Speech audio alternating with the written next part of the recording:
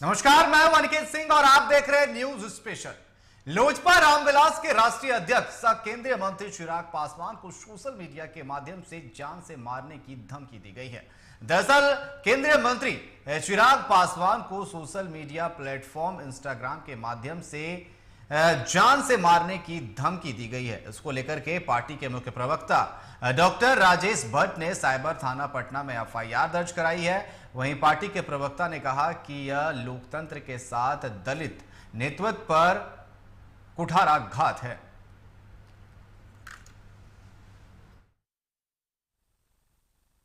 हमारे नेता श्री चिराग पासवान जी कोई डुमरी के फूल नहीं है कि कोई धमकी दे देगा और वो कुमला जाएंगे और उनके बढ़ते कदम रुक जाएगी। बिहार में उनकी लोकप्रियता को देखकर विरोधी असहज हो गए हैं और उनकी ये घबराहट है जो तरह तरह से इस तरीके के स्टंट और इस तरीके की धमकियां दे रहे हैं। हमारा नेता शेर का बच्चा है और शेर दिल इंसान है।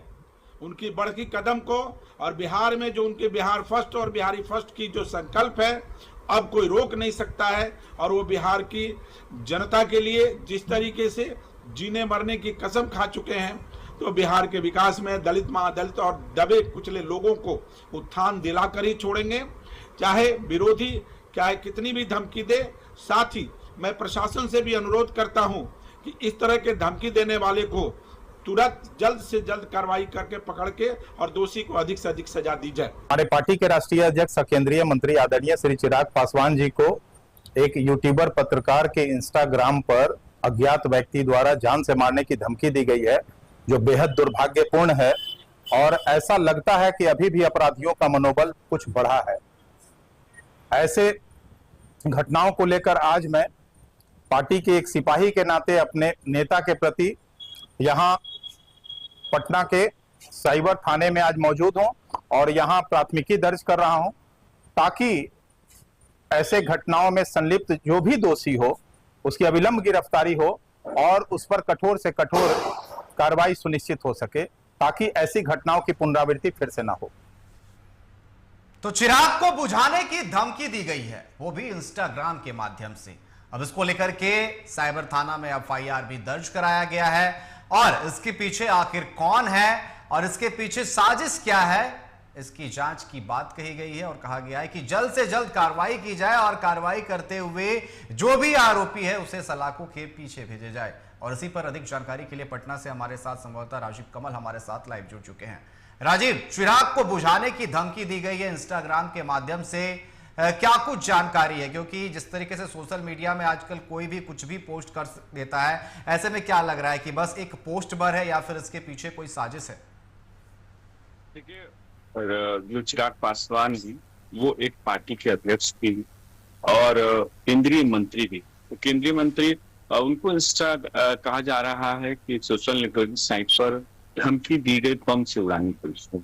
इसको लेकर बाकायदा जो उनके पार्टी की तरफ से राष्ट्रीय प्रवक्ता है भट्ट, उन्होंने साइबर थाने में जाकर इसकी शिकायत की और लिखित शिकायत की। और उसके बाद उन्होंने कहा कि देखिए, हमने शिकायत कर दी और केंद्रीय मंत्री और पार्टी के हमारे अध्यक्ष हैं और उन पर इस तरीके से धमकी देना बहुत ही संवेदनशील मामला है। उन्होंने कहा कि हमने पुलिस महकमे इससे बात की, अधिकारियों से भी हमने बात किया और कहा कि इस पर तुरंत कार्रवाई करें, क्योंकि जो पार्टी के अध्यक्ष के साथ केंद्रीय मंत्री भी हैं। तो उसको लेकर उन्होंने कहा कि देखिए, हमने शिकायत कर दी है, साइबर पुलिस के द्वारा भी शिकायत कर दी है और इसको लेकर तुरंत जो है पुलिस कार्रवाई कर रही है। लेकिन मामला एक वही बात है कि कोई भी है इसी तरीके का, आपको पिछले दिन याद होगा कि पप्पू यादव जो है सांसद, उनको भी धमकी मिली थी।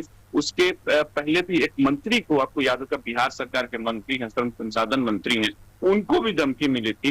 अब इसके बाद जहां अभी कुछ दिन पहले ही की बात है, उपेंद्र कुशवाहा को भी धमकी मिली हुई थी। तो इस तरीके के सोशल साइट पर जो लिखते हैं, धमकी देते हैं, बाकायदा इस पर कार्रवाई होती है।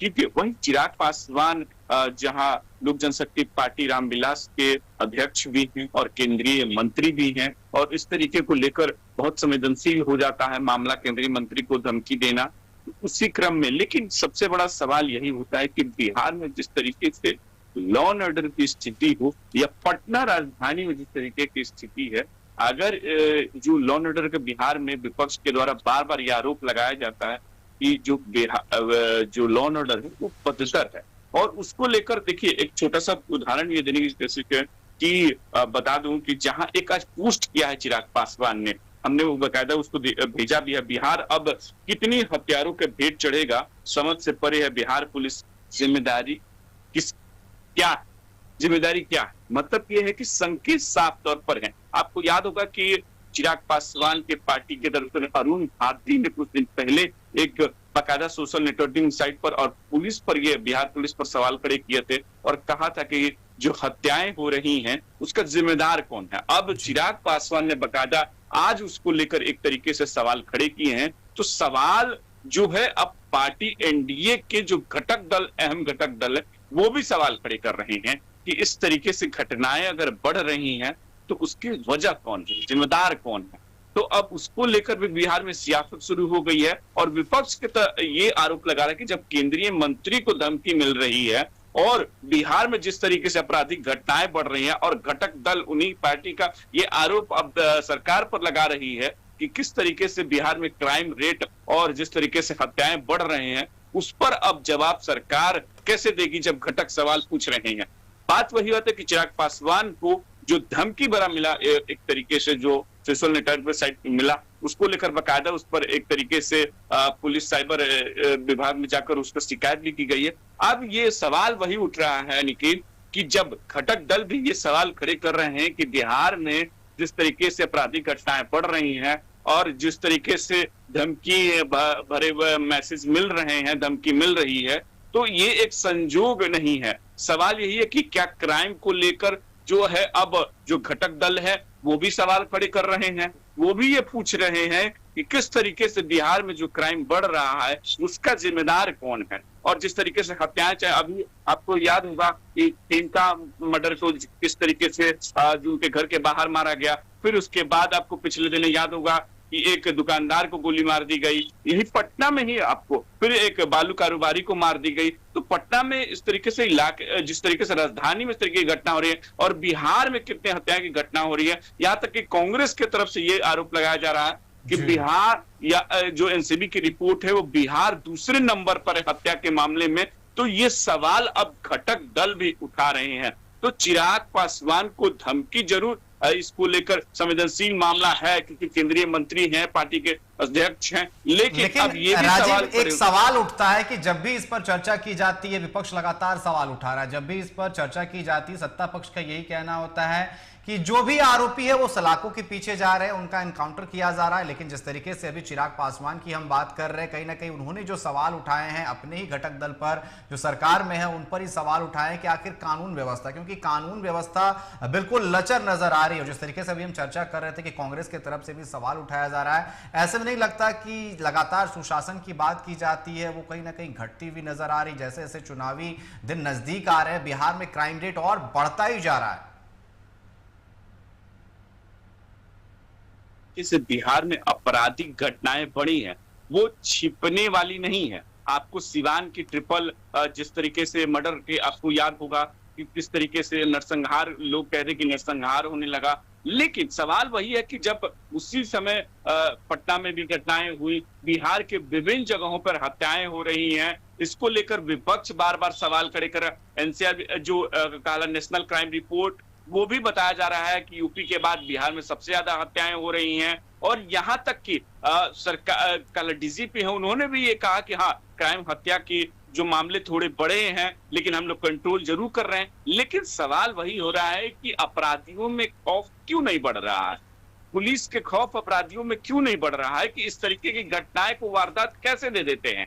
ये सवाल वही है कि राजधानी में जिस तरीके से घटनाएं तेजी से बढ़ी हैं उस पर क्यों नहीं सवाल खड़े हो रहे हैं, क्यों नहीं पुलिस इस पर बड़े लगाम लगा पा रही है। ये भी सवाल जरूर है कि जहां डीजीपी रहते हो, मुख्यमंत्री रहते हो, यहाँ काला राज्यपाल रहते हो, बड़े बड़े लोग रहते हो, और उस राजधानी में इस तरीके की घटनाएं अगर बढ़ रही हैं, बिहार में बढ़ रही हैं, तो इस पर अब घटक दल भी सवाल कर रहे हैं, क्वेश्चन मार्क जरूर लगा के पूछ रहे हैं कि इसकी जिम्मेदारी कौन लेगा। हत्याएं जिस तरीके से हो रही हैं, अब चिराग पासवान ने भी एक तरीके से ट्वीट करके कह दिया, उपेंद्र कुशवाहा ने भी सारे में इस बात को कहा था। लेकिन अब यही सवाल है कि अब सरकार में भी रहते हुए जो घटक दल है वो भी अब सवाल पूछ रहे हैं, तो विपक्ष तो जरूर हमलावर इस पर रहेगा, क्योंकि विपक्ष का तो काम है सत्ता पक्ष पर सवाल खड़े करना। तो अब देखना होगा कि सत्ता पक्ष की तरफ से इस तरीके से कैसे रिएक्ट किया जाता है। लेकिन मामला